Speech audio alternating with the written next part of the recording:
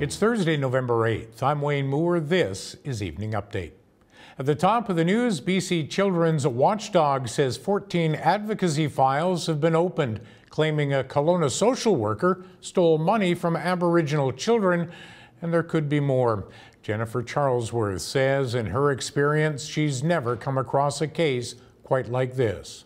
I think the most important thing from our perspective is that every effort be made by the government to provide the support and services to these young people to can't go back in time, but help them go forward in such a way that they receive the support to address the emotional harm and the financial harm.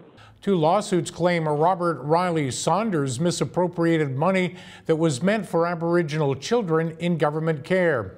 He's on leave from his contract teaching job at Okanagan College. If you bought tickets for Wednesday's Lotto 649 draw, you could be a millionaire. The main prize of $5 million was won by a single person in Ontario. However, the one guaranteed $1 million prize ticket was sold in Kelowna. We have that winning number on Castanet. The city of Penticton says it is prepared for the first snowfall of the season. That's expected Friday. While accumulations are forecast to be below 5 centimeters, the municipality is reminding residents to take care on the roads and watch for plows. Road clearing crews prioritize arterial roads, school zones, and steep hills, while residential side streets get third priority. The latest round of rotating postal strikes has again reached the Okanagan. Postal workers in Vernon, Penticton, and Kamloops went off the job Thursday morning. Vernon Local 848 President Valida Hayden says one of the main stumbling blocks to securing a contract is workload. Cup W has been without a contract for 10 months, and items like forced overtime are at the heart of bargaining. Workers will be back on the job on Friday morning. Penticton Secondary School and Princess Margaret Secondary joined together for an outdoor ceremony observing Remembrance Day with a special tribute to a local man who died in service in Afghanistan 10 years ago. Organizers Grace Grant and Grace Robinson, both grade 12 students at Penn High and Princess Margaret, organized the ceremony. This year we decided that, considering it's the 100th anniversary since the first Remembrance Day, we decided we wanted to make this year a little different, a little more special.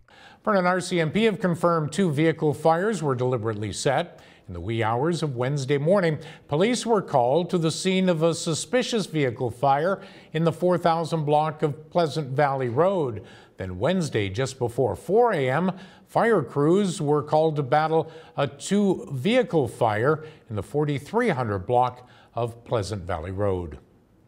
Climate change and extreme weather in the Okanagan will be the subject of a forum on fires and floods. The Community Water Forum will take place November 21st at the Okanagan Innovation Center from 4:30 until 6:30 p.m.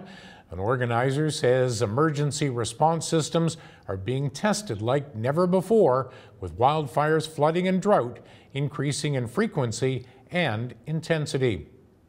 Low-fare airline Flair Airlines went international Thursday morning. The airline, which started in Kelowna, made its first U.S. flight to Las Vegas. It's the first of several planned U.S.-based flights destined for Palm Springs, Miami, Orlando, and the Phoenix Mesa area. Former Conservative MP Tony Clement says has engaged in more than one inappropriate online exchange. In a letter to constituents posted on his website, Clement says the exchanges led to multiple acts of infidelity. Clement says one exchange led to a woman being offered money through an anonymous social media account in exchange for intimate and personal information. And the man accused of killing an Abbotsford police officer last year appeared in court Thursday. Oscar Ferdinand Arfman is charged with first-degree murder following the November 6, 2017 gunfight that followed a truck theft from the Mount Lehman Road business area. When Arfman was blocked in, he opened fire.